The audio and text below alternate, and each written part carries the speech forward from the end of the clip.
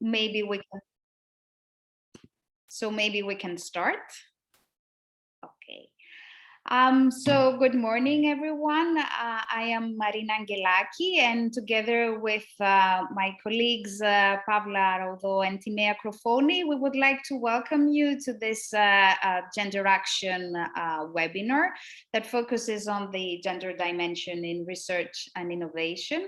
And thank you for your interest. It is part of a series of webinars that are organized by the Gender Action Project. It's actually the second of a series of 3 webinars. And as you know, the last one will take place on June the 15th, and will focus on the gender equality plans.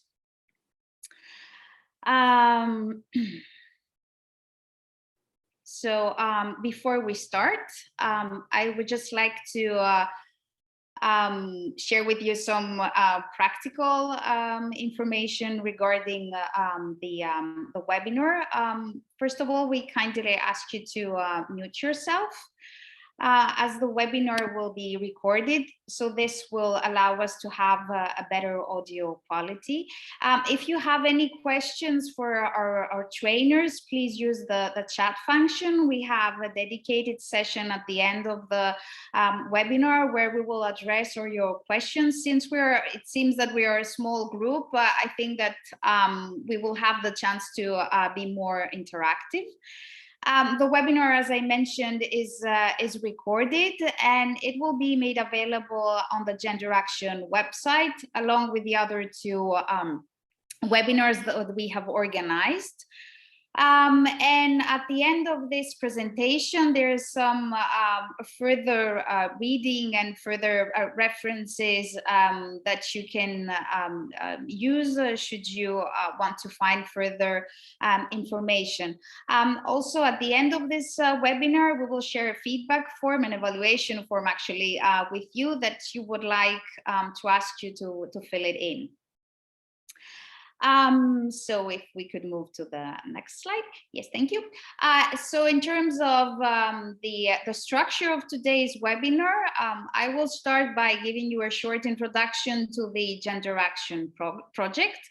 And then I will give the floor to my colleagues, Pavla and Timea, that will present the new aspects regarding the gender in Horizon Europe. And then they will move to present some key concepts such as sex, gender, and intersectionality that are of interest. And then they will move on to present the gender and sex dimension of research and innovation. And then they will discuss the ways in which we can integrate the gender dimension in research proposals, potential risks that may arise in gender analysis.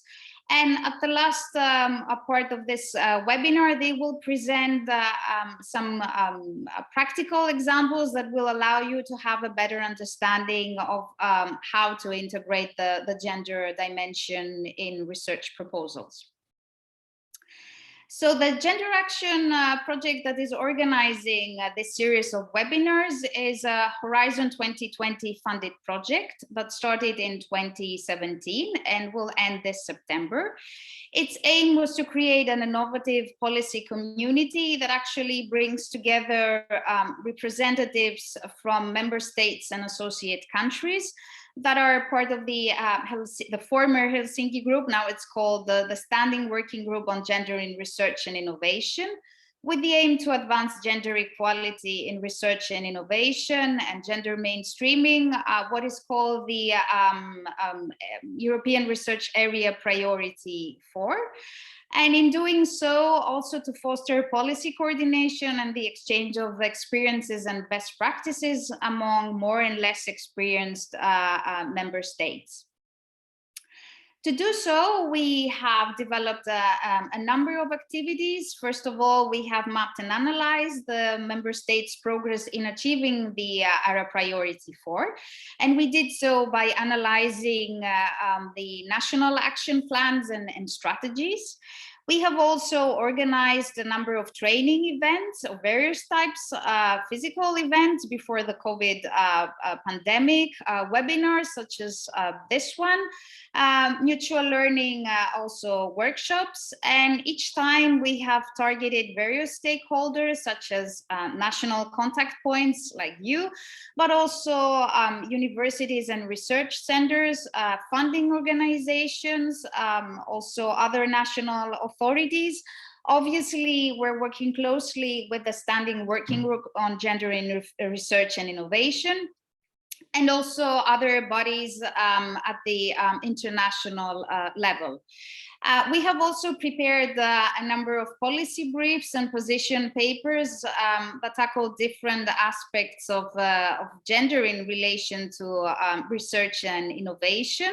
All of them can be accessed from our website. We have also prepared a number of policy briefs that discuss in particular the gender dimension in Horizon Europe. So we encourage you to take a look at them. And it's also important to note that some of the policy briefs and position papers have been translated in other languages such as Czech, Polish, Greek, Spanish. So do feel free to disseminate this further within your national communities. And we have also built new collaborations at the international level. As you can see, we have worked with a great number of stakeholders, both at the national, European, and international level. So in terms of the project impact, we have developed a methodology for assessing the progress in relation to the implementation of Priority 4, that is focusing on gender equality and gender mainstreaming. We have provided trainings to a variety of stakeholders, and therefore we have contributed in enhancing their expertise in gender equality. And we feel that throughout this work, we have also contributed in shifting the imbalance between more and less active member states. As I mentioned in the beginning, this is part of a series of webinars that GenderAction is organizing that are targeting specifically Horizon Europe national contact points. This is the second out of 3 webinars. The third one will take place on June 15th, and will focus on gender equality plans. If you're unable to attend for whatever reason, we would again like to remind you that the videos will be uploaded on the GenderAction website and can be accessed by everyone. And on that note, I now give the floor to my colleagues Pavla and Timea. Thank you very much, Marina, for your introduction. And good morning, everybody. My name is Pavla Araudo, and I will try to guide you through the first more general part of this webinar. And then after the break, which will be roughly in an hour or 45 minutes, I will give floor to Timea, who will try to go through some particular examples of using or implementing gender analysis and gender dimension in research projects. Before I start presenting, we have a little poll for you, and I hope, Timea, you could start the poll now. So if you could answer our question, which is, have you ever worked with intersectional approach before? So far we have 1 answer, 2.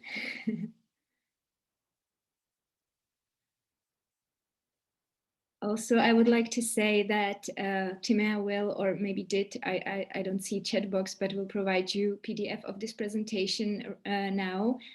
So you can actually open the presentation on your computer, and there are links already to certain documents that we reference there, or we took information from. So you can go see it if you want to throughout the presentation as well. Now, we have answers now, and it seems that half of you don't even know what intersectionality means. And some of you have worked before with the intersectional approach. I will now, after I present novelties of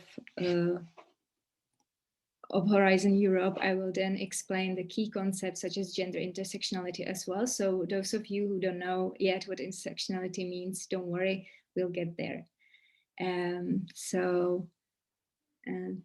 Thank you, Timea, for sorry, I got a little lost now. I clicked on downloading the results.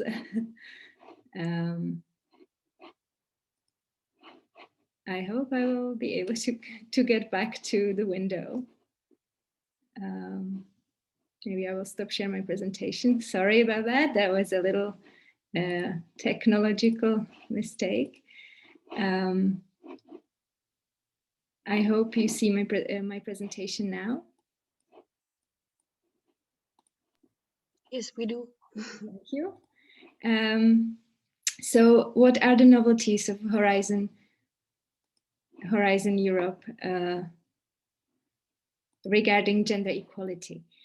In comparison with Horizon 2020, in Horizon Europe, first of all, the intersectionality, which we will explain or go through later on, is kind of a broader understanding of the possible discrimination. So there is not only gender and sex analyzed, but there is also the intersectional approach included, and European Commission is strongly supporting this approach, which we will talk about.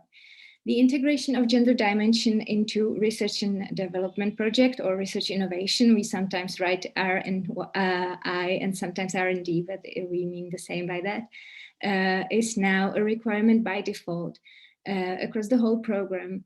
Only the calls which they specifically say that you don't have to include or integrate gender dimension, you don't have to, but in others, it's a requirement by default, which means that you will have to explain how you, by default, how you use the gender dimension, and if not, why you didn't. The public bodies now in the new program Horizon Europe are required to have gender equality plans, which we will have next session about the gender equality plans, and it's one of the eligibility criteria. Going back, the gender dimension is award criteria, so you get points in the excellence part of project proposal when you integrate it. And then gender equality plan you need to have when applying for, as an institution, when applying for funding from Horizon Europe. However, there are certain time limits to some of the institutions which don't have the plans yet. They will be able to integrate them within the next 2 years, or to prepare them within the next 2 years. So you don't have to have them as an institution right now while applying. There will be also specific funding provided for inclusive gender equality plans, and there will be special funding for gender studies and intersectional research within this program. European Innovation Council now further is targeting a higher amount of women-led companies who should pitch the projects for funding, and also targeting gender balance among members of advisory structures and some decision bodies. And also they will provide prize for women innovators, and also dedicate some financial resources to initiatives which support women-led startups. Last but not least, one of the ranking criteria now is gender balance in research teams. So in case there are 2 research projects evaluated and they get the same amount of points, the evaluators will go through the members of the research teams of both projects, and they will decide on basis of gender balance in the team which project will get funding. To look closer at the award criteria, among which the gender dimension is, it's the criteria of excellence, and this is citation from European Commission, And this describes what the award criteria or excellence criteria are. So there is soundness of proposed methodology, including the underlying concepts, as it was before in Horizon 2020. And then there is the appropriate consideration of gender dimension in research and innovation context, which we will talk about now. So even the proposed methodology is actually somehow connected, as you will see later, to the gender dimension and the methods that are used when you integrate gender analysis. So the gender dimension means addressing sex and gender in the whole research and innovation process or project, kind of project cycle. It is mandatory, as I said, unless it is explicitly mentioned in the topic description that it is not.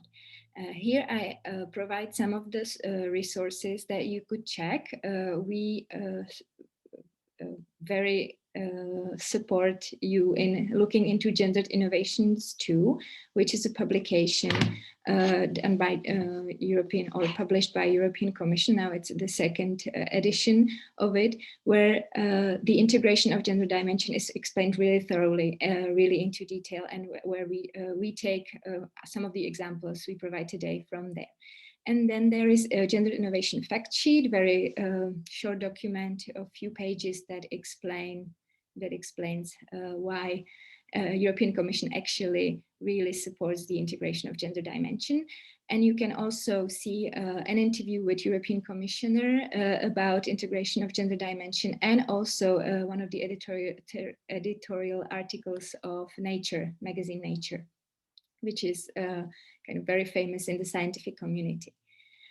You have references to gender, to both the or all the mentioned sources here when you click at it in the PDF that we provide, and also at the end of the presentation. Also, I will talk about it later, but there is also a website called Gendered Innovation by Stanford University, where this project Gendered Innovations was started. So why do we need to integrate the gender dimension in research and innovation content?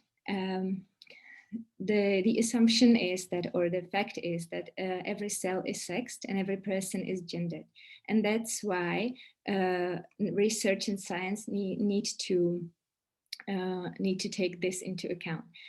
It brings also added value to research in terms of excellence, rigor, reproducibility, creativity, and business opportunities. It means that also that it enhances societal relevance of research and innovation, because if you don't integrate sex or gender, or sex and gender into your project, then maybe you are doing science just for half of the population, which is definitely not a good case when you do science from public resources.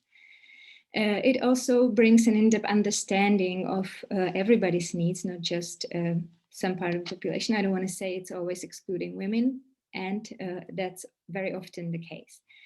And it, as I said, it can also bring better services and kind of outcomes of the research that are suited to the needs of all citizens, not certain part of them. So as I promised, I will now shortly, briefly explain the key concept of gender analysis. I already talked about all the three: intersectionality, gender, and sex. I will start with sex, which we consider to be a biological category. It's about anatomical, hormonal, physiological differences, and we can find that in animals, in humans, and throughout the whole research cycle. This actually matters even when you are not doing research on people. Then gender is considered to be social construct and social category, which is kind of built upon the sex, but it brings certain expectations, certain norms. It brings certain ways of communications. So not only how you maybe consider yourself, your identity, but also how you talk to yourself, how you communicate with other people, what are your career and life paths and decisions, etc. Gender plays really strong role in all this. And intersectionality, as you can see at this very good picture taken from publication Gendered Innovations, is a kind of crossroad of different social categories or different kind of levels of, not levels, but how would I say it, dimensions of you as an individual. Because there is not only gender coming into play, but also your sexual orientation or sexuality, your ethnicity, your gender, your age, your socioeconomic status, your geographical location. All this comes into play when we research people, and some of the dimensions can be actually equally strongly important as gender is. So European Commission is now putting a very big accent on this, not to see researched populations just as men and women, but also first of all see men and women as a gender as a spectre. There is not just men and women, but also see other categories that interplay in this. I have to. I have kind of examples of how to integrate gender and sex dimension into research and development.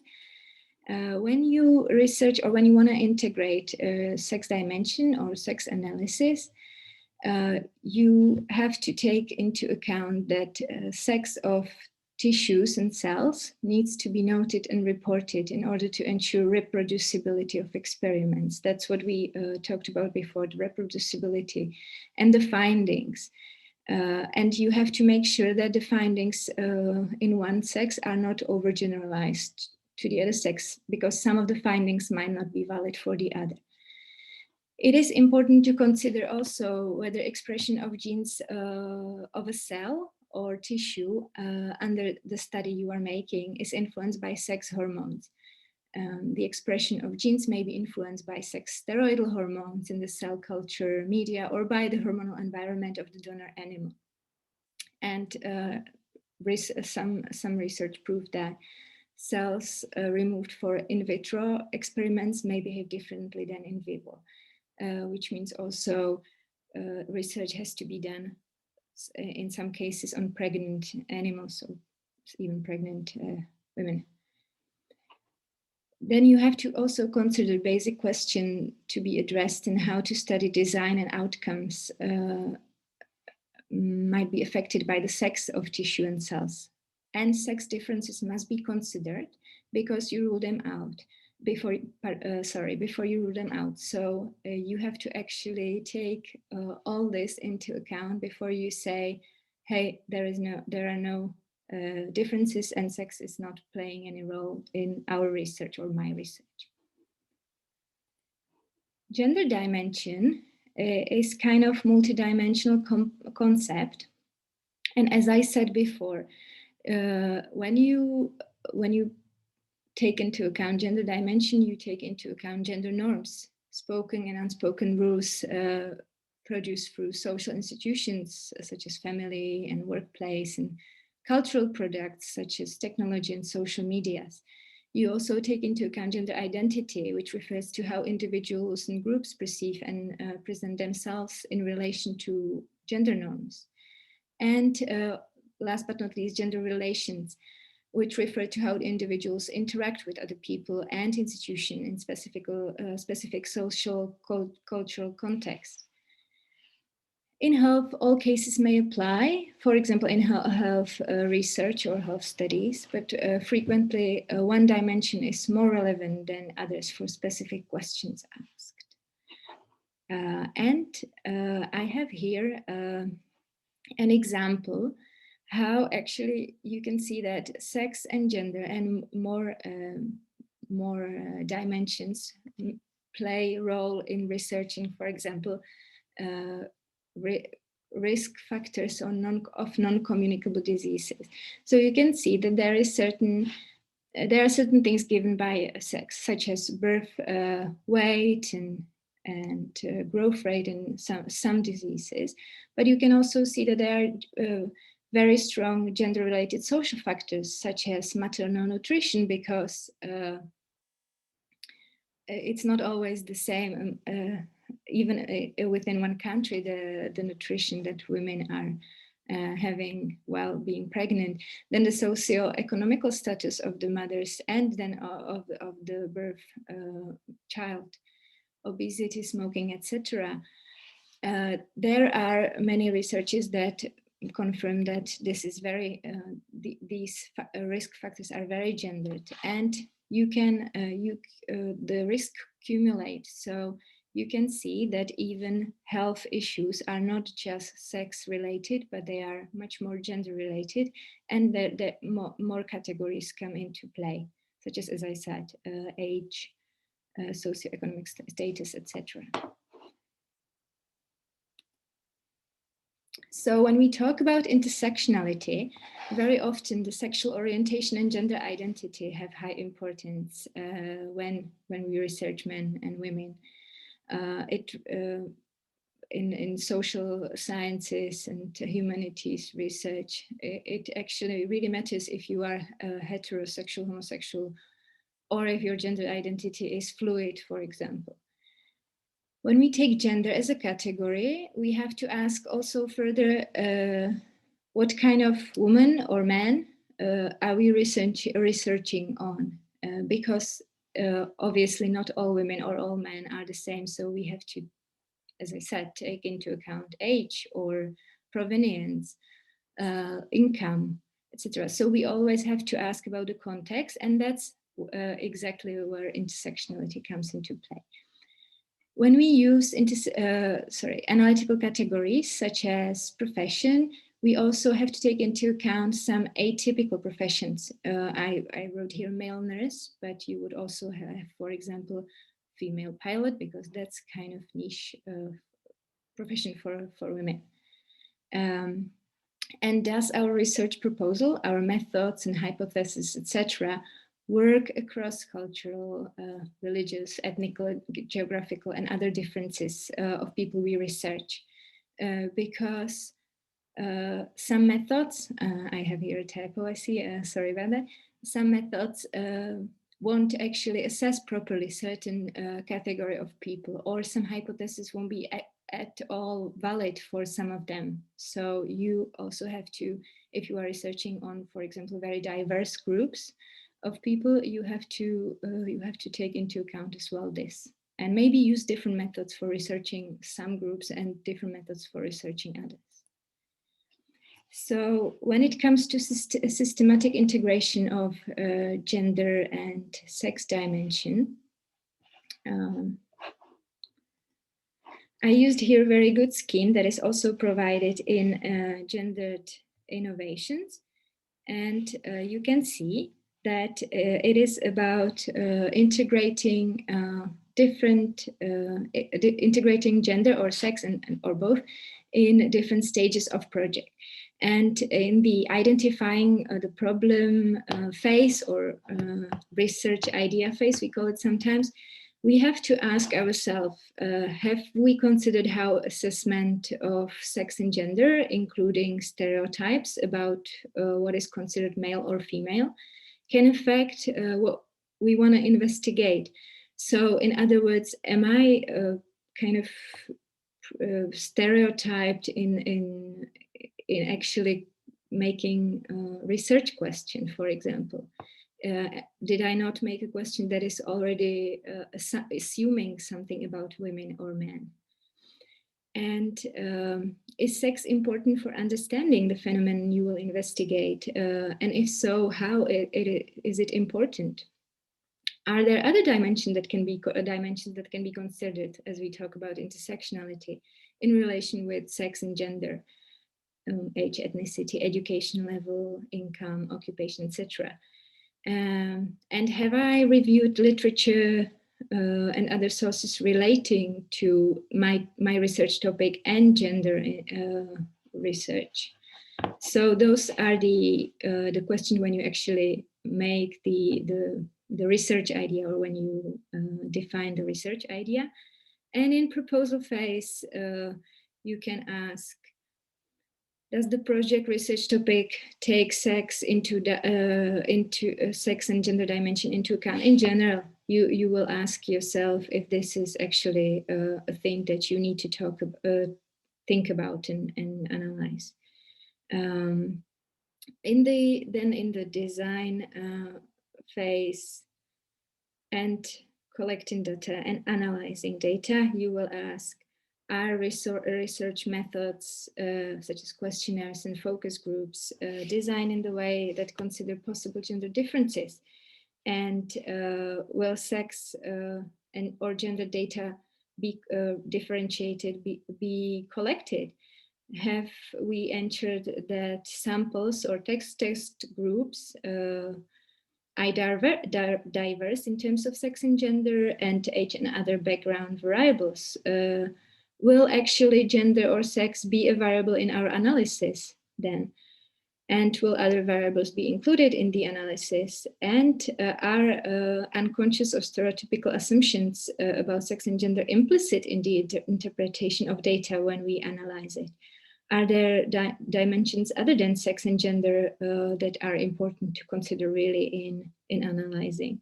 And then in the dissemination phase, you will ask yourself questions such as, is gender dimension included in the presentation of the findings? Is sex and gender dimension, if it's not included, or if it is included, is it done in a way that does not reproduce some stereotypical notions about gender and sex?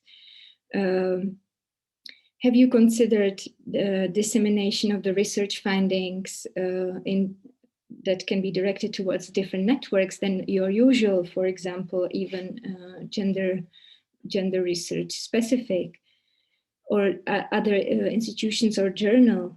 Have you maybe looked at the conferences that are not that typical for your area, but also could be connected to gender issues, etc.? So there are many questions you can ask throughout the whole cycle of the project. And also you have this picture is reference, and you have linked to gender innovations. So you can see by each of the phases, you can see set of very specific questions. So I recommend you, if you go through research proposal with some scientists, I really strongly recommend you to have a look at that and maybe ask them those questions. Then there are some common mistakes and risks regarding using gender analysis or sex analysis in your research. And as I already mentioned, the risk, one of the most common risk, is that you use gender stereotypes already, maybe in kind of the research idea phase. You actually take something that you think is true as a fact, but maybe it's just stereotype that was given to you by your parents or your society, and it might not be true. It might be just this shortcut, which stereotypes are. Also, taking sex and gender as solely binary categories can be problematic, because already sex is not just, there are people that are not just of female or male sex, but there are intersex people. And so if you omit this in your research, the results can be not valid for some of the people. And gender the same, and gender is even kind of more fluid, and you have to also know that gender can be changed in various situations throughout the day. So it's not a fixed category.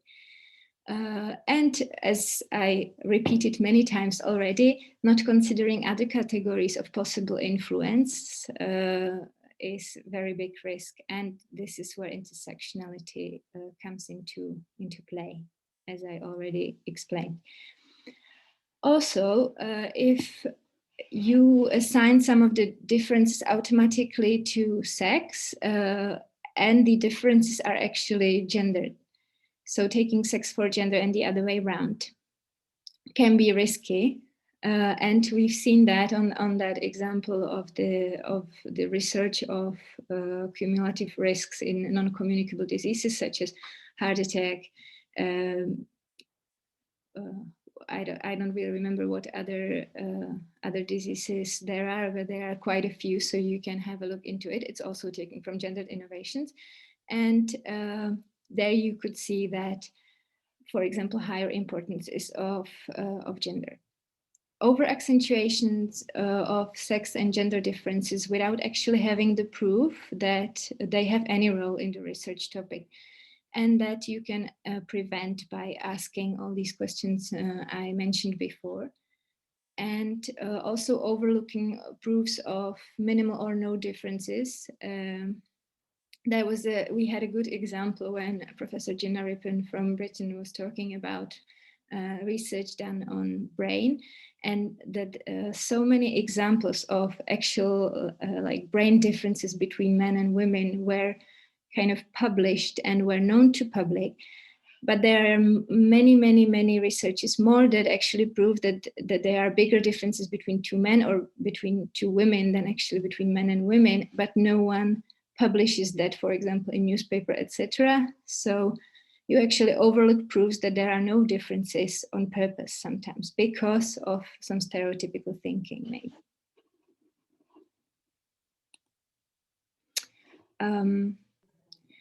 This is quite brief, but I would like to ask you now to, I will stop sharing my screen, and I would like to ask you now to pose some questions you might have for me, or in general, any comments that you might have for this part. Does anyone have any questions or comments? I would like to invite those of you who said that you've worked before with intersectional approach, if you could tell us about it. If you could tell us about how you integrated that.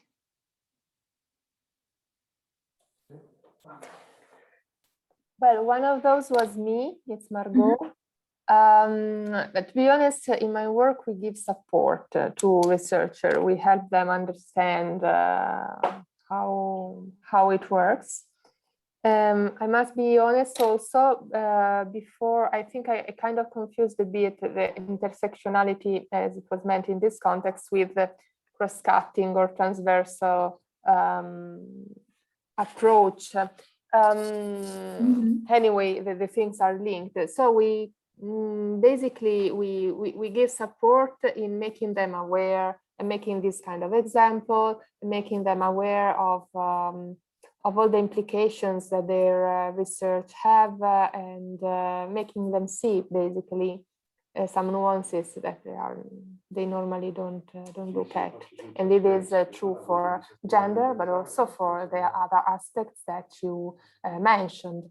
Because this type of attention is always is important not only for gender, but also when you do co-creation, for example, you have to know who you have in face and what kind of needs are at stake and what stakeholders bring to the research. So yes. And can I ask you, Margot, are you supporting specifically in social sciences and humanities? Or well, yes, not only, no, because, okay, in my organization, I support cluster 2, so which is basically, and before as Societal Challenge 6, but no, we make training also to researchers across the whole work program. So especially I do with SSH integration.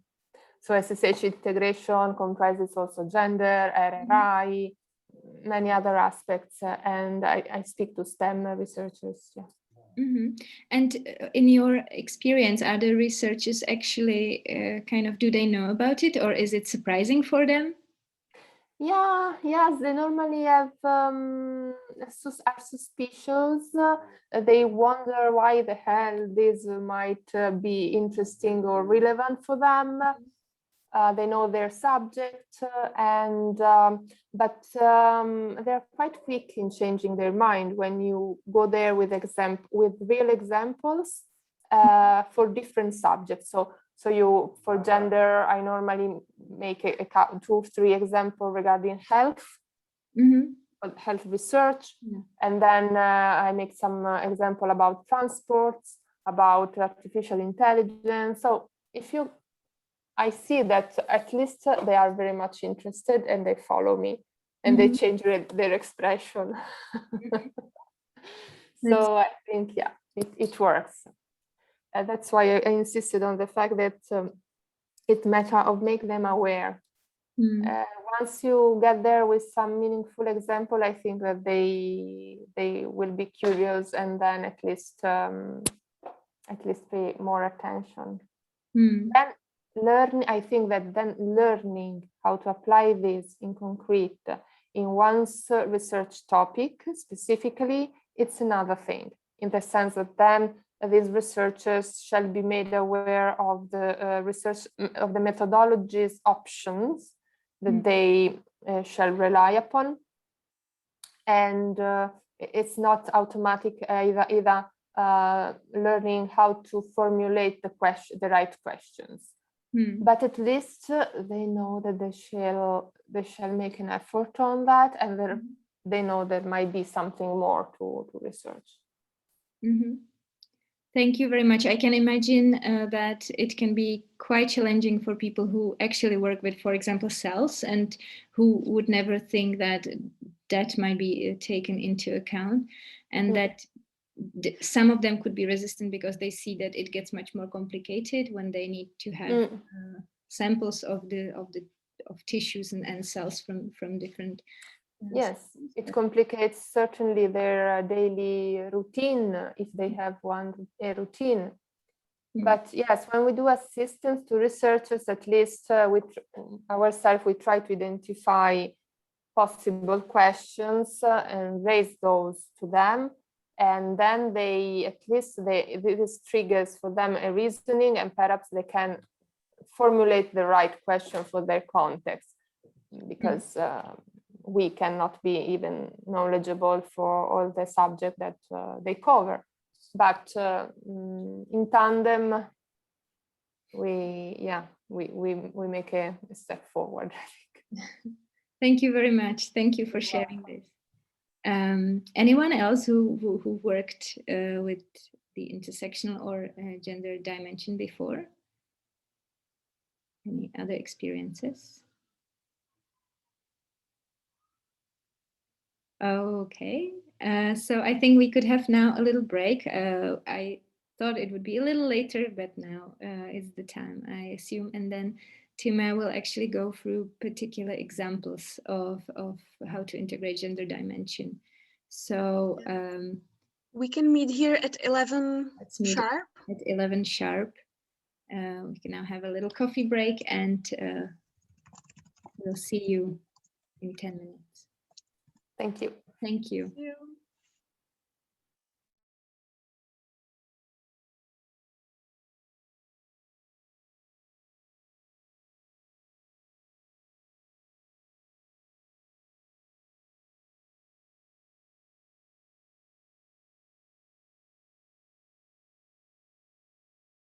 The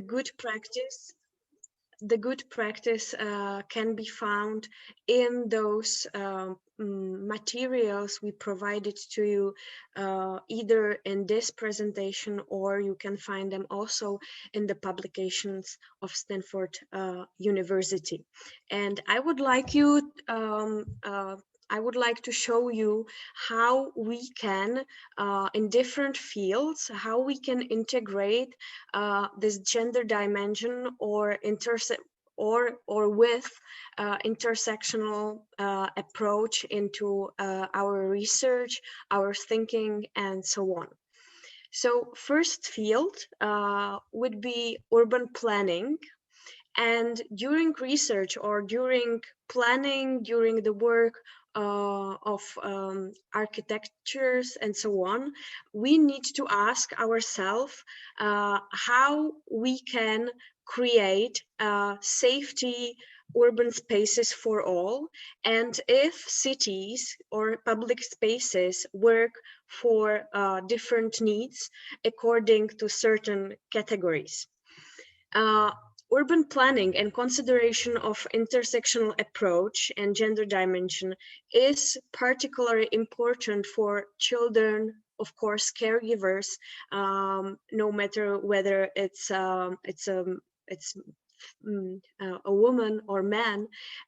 We need to. It's important for elderly people and or disabled people. And because these groups spend more time in public spaces compared to working age people, and it means that they may face specific risks in public spaces, or they need to use public spaces in different ways than those of working age. And integration of gender dimension with this intersectional approach, it helps to design safer public spaces according to the specific needs of above mentioned categories of people. And the method which is used is called gender impact assessment. But of course, you can switch gender to age or ethnicity or physical ability or disability and so on. And this method means that it's kind of systematic evaluation for developing more general recommendations to the urban planners. And we ask ourselves who benefits from the design of the public space and who is left out. And we can show this approach on this example, which is building child-friendly and family-friendly streets and public spaces. Because streets and public spaces are often designed and built like giving priority to the needs of cars over the needs of people. And we have this example from Japan and of course other countries, and it's maybe something which we consider as obvious or already normal or as a standard right now, but it was not like this all the time, and it's not like this everywhere. And in Japan, since young kids are, or kids in general, are expected to go alone to school since the very young age, schools, together with municipalities and designers, they co-designed certain changes on the roads to schools. And they created child-friendly routes, which means that certain pedestrian crossings were relocated, like longer green lights for pedestrians were put into action. There were temporary traffic closures near schools at the peak times of traffic jam, and there are signs to alert drivers that there are school children nearby. And as I said, it's quite normal like this to have these signs around schools and so on when kids are around, but it's something we can be inspired by for thinking about other groups of people, like for example cyclists or people in wheelchairs and so on. Of course, one of the important topics is how to build a safer urban space for women, because we have this example from Canada, which was kind of a pioneering country since 90s, and other cities and states use their method afterwards, and we will show the example from Madrid. And the method they used in Canada is called exploratory safety audits. And it means that the architects walk with women and they try to identify the weak spots in the public spaces where it can be kind of dangerous for them to walk by themselves. And they tried to determine the following safety principles. And the principle one is know where you are and when you are going. So basically it means that signposting is very important for the safety of people. The principle two is see and be seen, which means visibility. And of course, it's an example for when we think about parks, right? After sun goes down, and if there are bushes in the park, which makes you invisible, so it's threatening your safety, basically. The third principle is hear and be heard, the presence of the people. Are these, so we ask ourselves, are these spaces designed for communal life, or are there just empty parking lots and so on? The fourth principle is be able to escape and get help. So we think about surveillance, about safety cameras and so on, and access to help. If you are in danger, do you have a space there to ask for help, and so on? The fifth principle is live in a clean and friendly environment, which considers spatial design and maintenance. Of course, when you have, for example, underpassing under the pavement and it's dark and you don't have any other option than to take this this underway, which can be quite dangerous, you are somehow omitting the needs of women, or safety of women, of children. And of course, if you don't consider, for example, some physical disability and you have only steps there without any possible, without the possibility of lift, you are somehow discriminating certain group of people through the design itself. And the sixth principle is act together, community participation, which is already integrated somehow in the method, in the exploratory safety audit itself, because you as a part of community somehow participate in the design, and you are able to somehow vocalize your needs, considering the public space. This is an example from Madrid, and on this slide you can see how they worked with exploratory safety audit.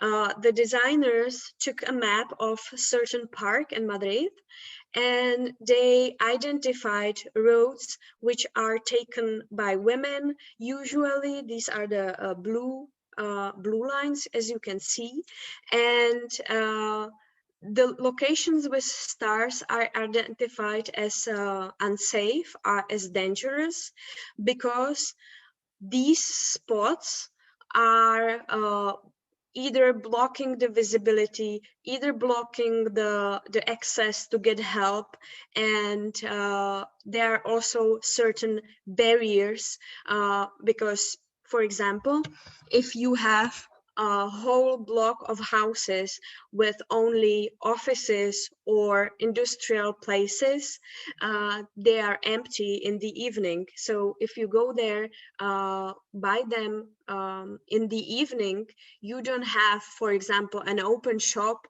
to get access to the help and so on.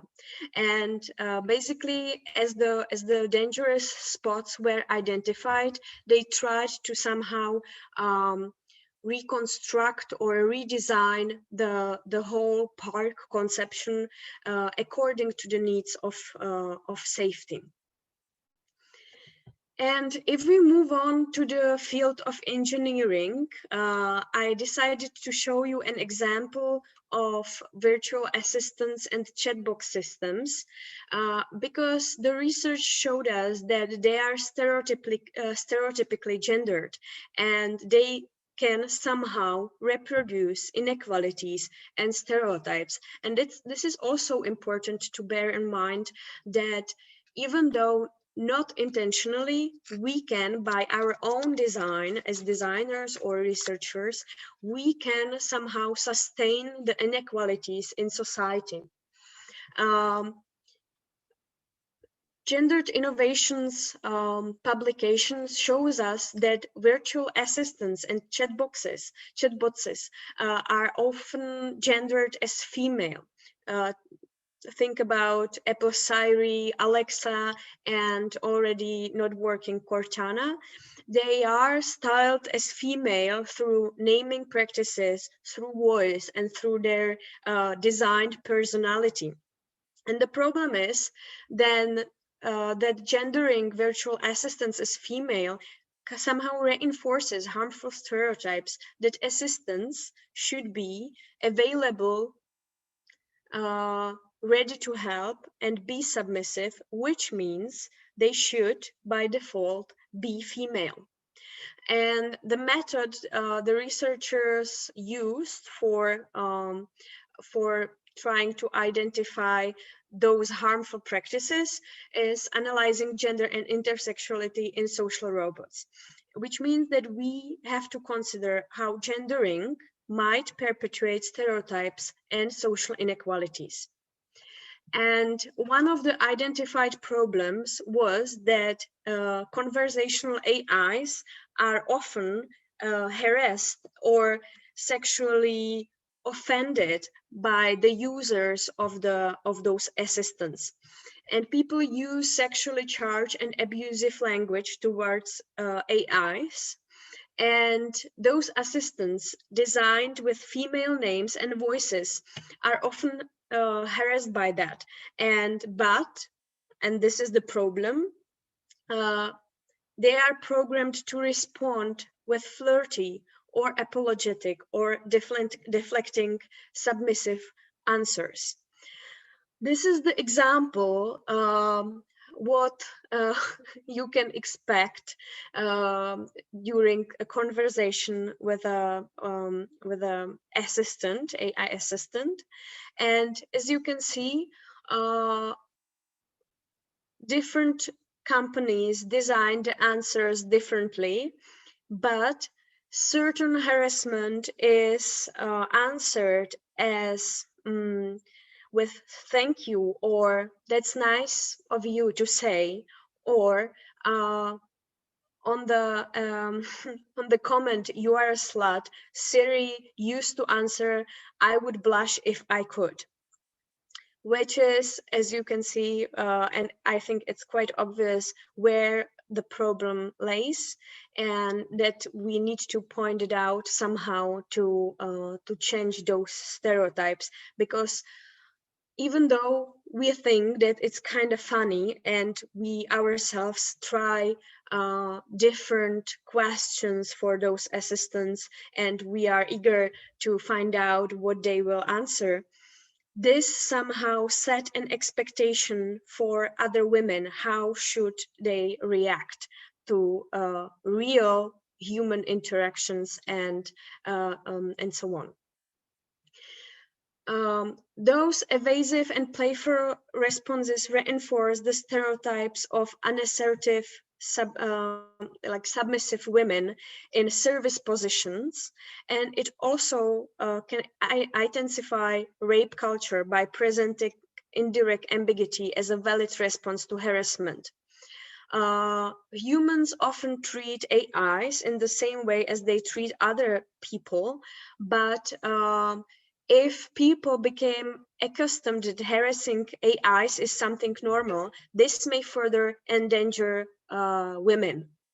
And thanks to the research on this topic, companies kind of updated their voice assistants with new responses. But as Bogost showed us, voice assistants are less tolerant of abuse, but they do not, however, push back.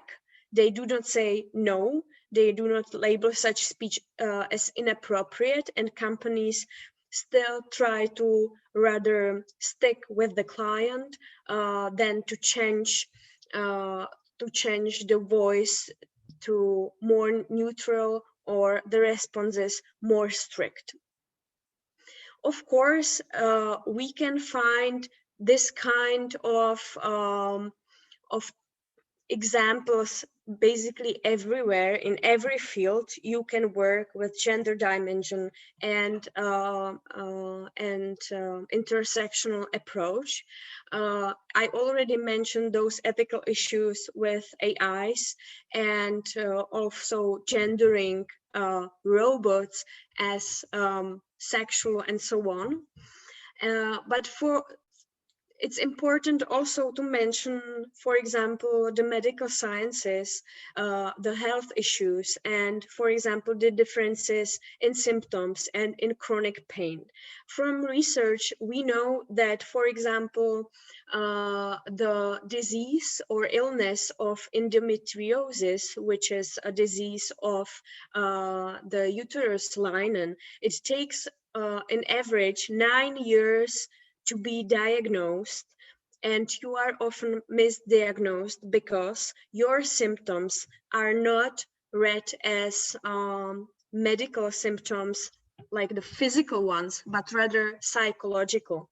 And as Pavla spoke about those gender stereotypes, women are often seen as more emotional, somehow also like hysterical.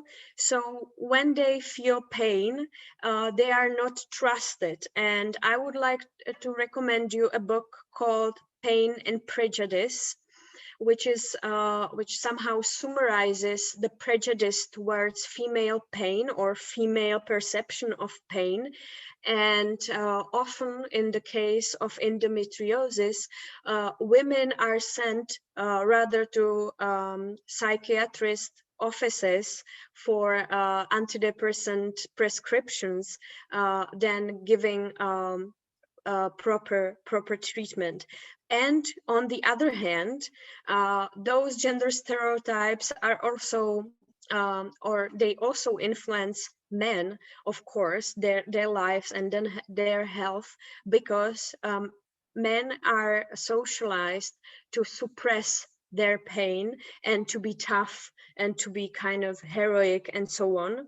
So it gets them longer to go to the doctors, and it can be already a severe problem or a final stage of the disease once they reach the hospital. And of course, in technology, it's also important because it somehow influences our lives and our safety. For example, which is quite horrifying, I would say, that we have crash tests for cars, right? Which is a safety proposition, but the crash test dummy is somehow designed as male body, the average male body during 70s, which means that it does not fit the average height and weight during these days, and also it does not consider different bodies, those different than male body norm, which means basically women, kids, obese people, and so on. And the female dummy is simply just smaller downsized version of the male dummy without any particular physical features of women, as breasts, as pregnancy, as different composition, different size and different weight. And basically the female crash test dummy is rather more more compliant to 12 years old body of a boy than an actual mature woman, which means that we from research know that women sustain more severe injuries, and it is not still taken into account that it needs to be tested on different bodies. And it also, the same thing works for elderly people who, for example, has lower density of bones and so on.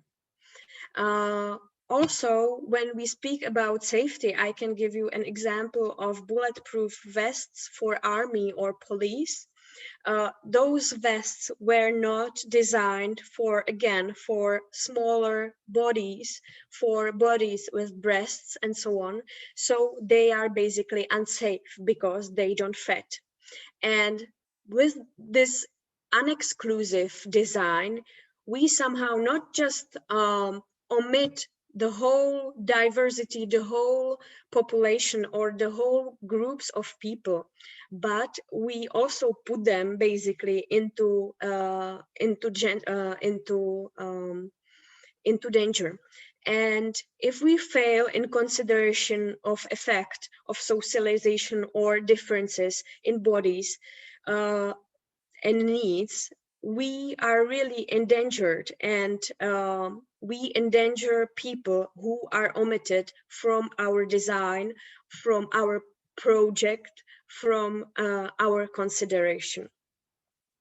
And these are the topics if you are interested in, you can of course look them up in Gendered Innovations website. These are just bullet points with certain areas which we can cover when we speak about gender dimension in research in context of case studies. You, as Pavla said, you will be, and you are already provided with the presentation. Marina will send you a video of our presentation. You will get again a PDF with the presentation to your emails. And of course, you can look for the deeper meaning or for other examples in materials we provided. And of course, you can also write us on emails, and we can redirect you somewhere to get your information or to have a discussion. And we would like to right now. We would like to give you a floor to share with us. Your impressions about gender dimension, how you perceive this whole topic, or if you have your personal experience when you felt omitted during, for example, medical checks, or in the area of urban planning, what's missing? Is there access missing? If you faced some problems or challenges walking down the street with a stroller and baby and dog maybe, and the car was blocking your way because more space was given to vehicles than to actual citizens, and so on. So right now we can discuss our experience, or we can discuss certain questions. There were not really questions regarding what you were talking about, Tima, in the chat box. I wrote here named Caroline Criado Perez, and it was in the presentation. She published a book called Invisible Women, and I recommend you to recommend it to all researchers, because she writes about gender data gaps, where she actually takes researchers from all different disciplines, and she analyzes what data these researchers were using. And she found very often that they were not taking into account women or female sex tissue cells, etc., etc. She writes particularly about health research. And it is, as Geraldine writes, and regarding pain as well. It is very, very good book for everybody, and you can find different disciplines as well. And I also recommend you to, if you are into this topic, to sign up for Caroline Criado Perez's newsletter. She sends it either every week or every second week. And actually, she provides new examples of gender data gaps. And it's very, very interesting. For example, a few weeks ago, she wrote about how artificial heart that was developed 10 years ago and now is available, for example, in Germany, if you need surgery and you need to transplant heart, it's provided, but it's only done in male size, so size for male body. And 10 years later, after developing this, there is still not the female size yet. So as Timea said, some of the products and services are not available to women, and that is very important to tackle even in the research. And yeah, thank you, Timea, for sharing the links.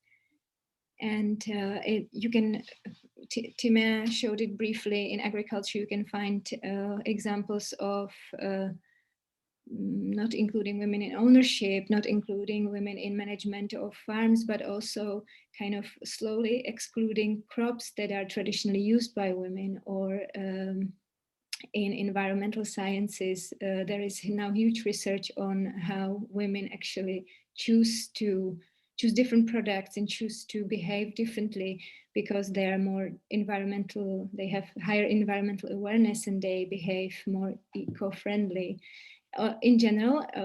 And of course, not all women behave that way, but on average. And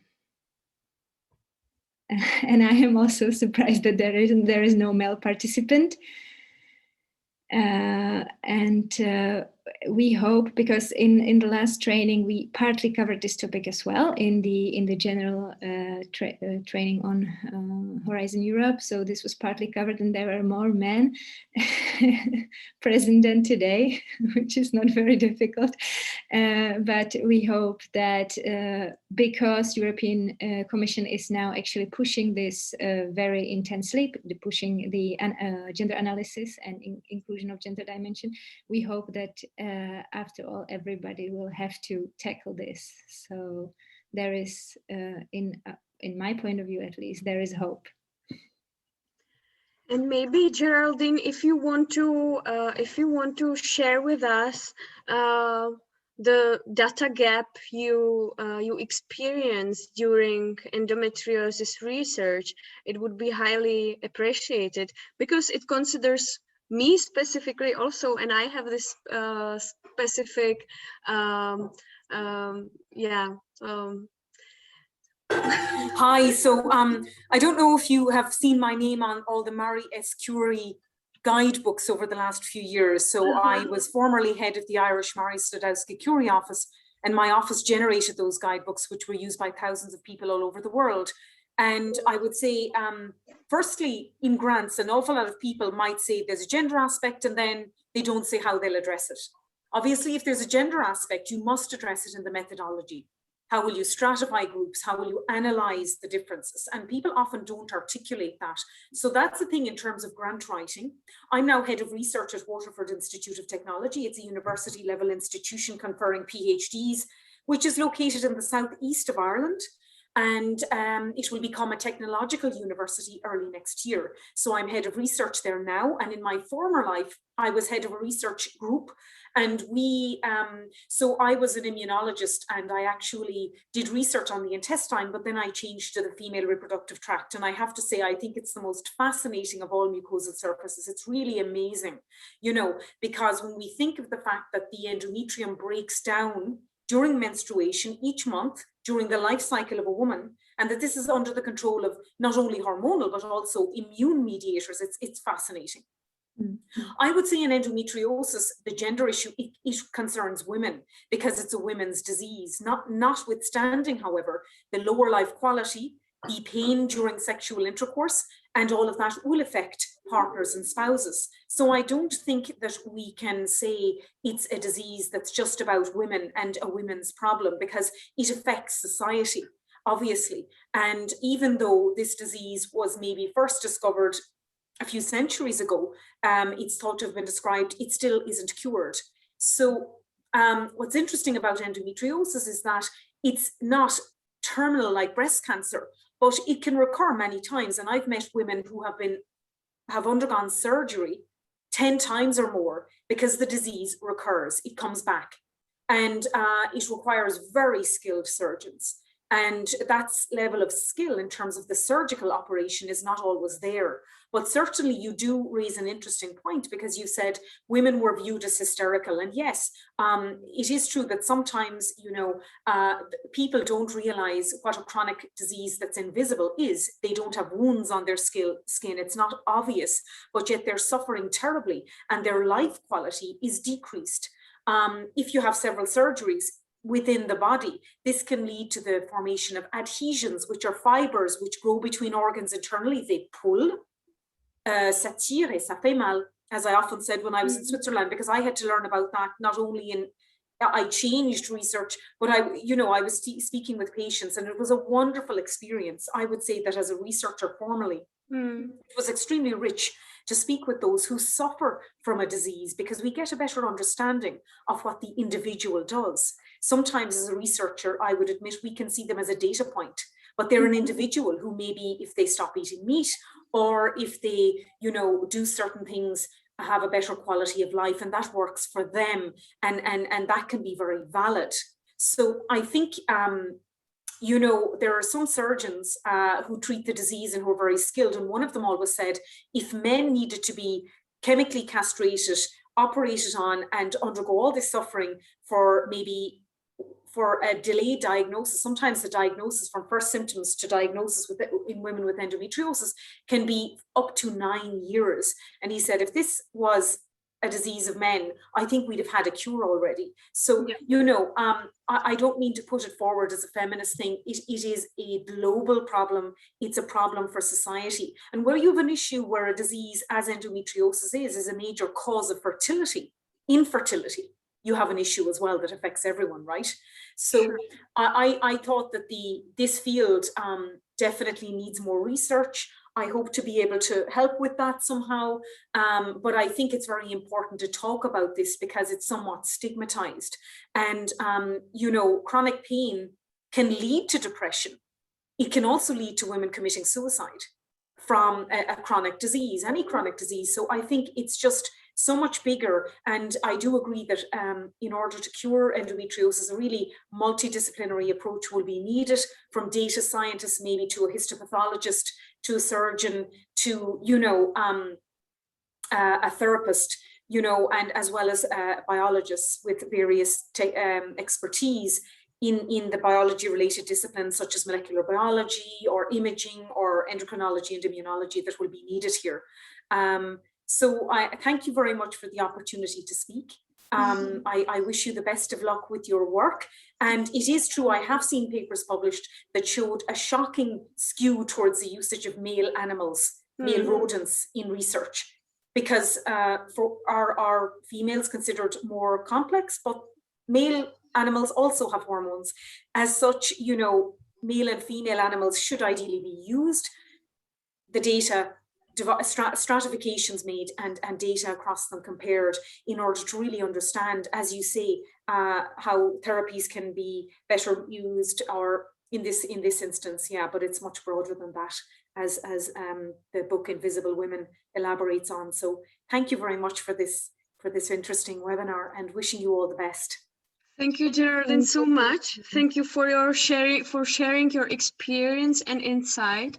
And it is, of course, kind of like badly fascinating in the bad way that we still don't have a cure for endometriosis, only ways how to suppress it, but not really to tackle the core problem. And we can, of course, make women's life better by providing them different alternatives besides just the surgery, but it is not it is not happening. And even though this is a public seminar, but I'm speaking from my personal experience. And as living with chronic pain, I was sent to psychiatrist, and I was not believed that I have this kind of pain, and it must be just in my head, because it is invisible, and you can't express yourself correctly to people who are somehow biased towards your perception of pain. And so this is quite alarming, I would say. And also, as you mentioned, that male organs or of male animals are used for research, because I've read, for example, also in Gendered Innovations and in Invisible Women, that basically female bodies are, as you mentioned, are viewed as more complicated. So it also complicates somehow the methodology of the research, and you don't want to have indefinite row of variables. If you want to do the research, you want to have certain categories, and this is it, right? So it is also problematic. And it's great to hear a researcher as you, who is like fundamentally working on this, and who is very well aware of the whole problematic, and it gives us hope, of course. So thank you, Geraldine. Thank you. I think you both actually, Geraldine and Timea, you tackled something that is very important to mention, that some things that only involve women are completely not research, or are not of interest of like mainstream funded research. For example, if you take the example of that female clitoris was only fully described few decades ago, and how long we've known how male pleasure organs, we've known them for centuries, thousands of years, and the female ones were only described few decades ago. So there you have the example of how important it was actually for anyone to describe it and to see what it looks like. Or if we take, for example, culture of giving birth in Czech Republic, that's also a very bad example of when something concerns only women, no one cares. Sometimes of course I exaggerate a little, but sometimes it's that case. And it is important for us to see that if you bring this perspective so sometimes the researchers from our universities and research institutes ask us, but why do we need parity, or like, why do we need 50% of women in our research team? It makes no sense just because they are women. And that's the thing, that's the new perspective they bring, and that's why it is important to actually include them in all the stages, not just gender dimension, but also in the research team, etc., because they bring different experiences. And second thing that that popped on my mind when you were talking, Geraldine, is that you said that some of the patients have very individual stories that sometimes you are or they are taking as data points, but they have very complex life stories. And that's also about methodology we use for our research, that the gender analysis brings different types of methodology, different methods, maybe more qualitative sometimes. And it is also important to consider. So it's not just about the topics and not just about the researchers, but also about the other parts that we mentioned before. There is a question. There was one on the gender equality plans, if the EC will provide a template. Timea has already answered, as these are tailor-made for the institutions, because obviously they're different. I also took the opportunity to remind that our third webinar will focus on the gender equality plan. So there we will have the opportunity to discuss in more detail the requirements, the structure, and any other questions that you may have.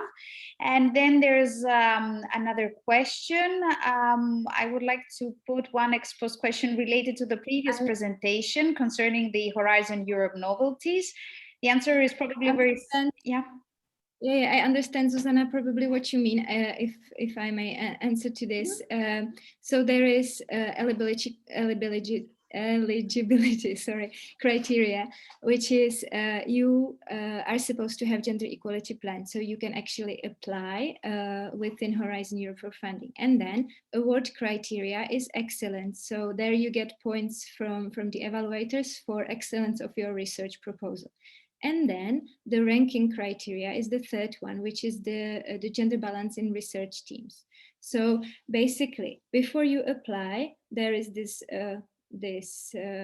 criteria that you should have as an institution gender equality plan. Then after applying, the research project is being, or proposal is being evaluated, and then the excellence criteria or award criteria, which is excellence, is ranked. And when there are two projects ranking the same amount of points, then there is this ranking criteria, which is the gender balance of the team. I don't know, Susanna, if I answered what you meant.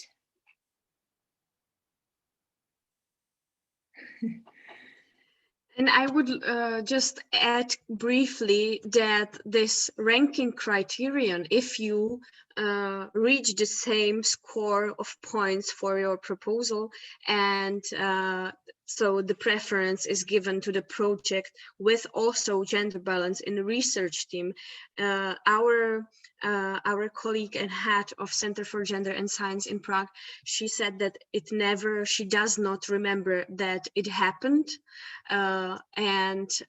So you can consider it as an emphasis of European Commission that the institutions should bear in mind that the gender balance of research teams is also important, but it's not the main criterion of the project. The main criterion is, of course, the excellence, how you designed your project, and how successfully you also worked with gender dimension in your research, and if it fulfills the requirements by the specific call. So basically, just to sum it up, the gender analysis or gender dimension is way more important for the ranking or for the awarding of the finances to the project than the gender equality or balance in the team. And we also heard concerns from, like, let's say, technical universities, that their teams are very masculine, that there are many men. And we also kind of say usually that in some disciplines it's very similar everywhere. So so teams don't have to be that panicking about if they have to like too few women, if they are in a discipline where it's kind of normal or average to have a very low amount of women. So no one has to be panicking that now they have to have 50% of women. It's not like that. Usually it's very similar through the scientific disciplines, the distribution of women. So that's just to sum this up. Any other comments, questions, or wishes? And I would like to also draw your attention to the fact that Marina put an evaluation form to the chat, and so we would like to kindly ask you to fill it in, because it's a great feedback for us how to recreate or redesign our webinars to fit for your needs.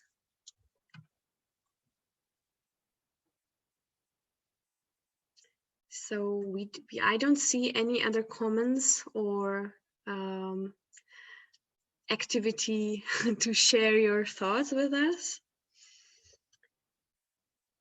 So basically, Marina, what do you think? Would you like to add something from your side?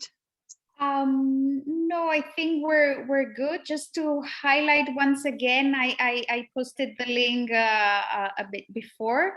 that the recordings of this webinar, along with the previous one and the next one, are uploaded on the project website. It's under the section of webinars. So there you can find the video and also the presentation as a PDF. I think that I would also like to thank you once again for your interest in our webinars. Hopefully we will have the opportunity to organize further webinars in the future. So as Timea highlighted, it's important that you send us your feedback. So I guess that's it from my side. And from our side, we would like to thank you all for being here with us, and also bon appetit if you plan to have a lunch. Thank you very much, everybody, for spending your precious time with us here. We'll hopefully see you during some other training. Mm-hmm. Thank you. Have a great day. Thank you.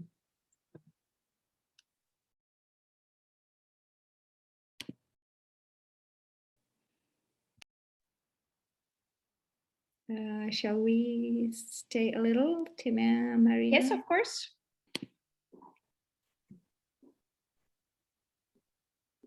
Sorry, I just missed it. So it's finished. So it's not till 1 o'clock. Okay. Yes.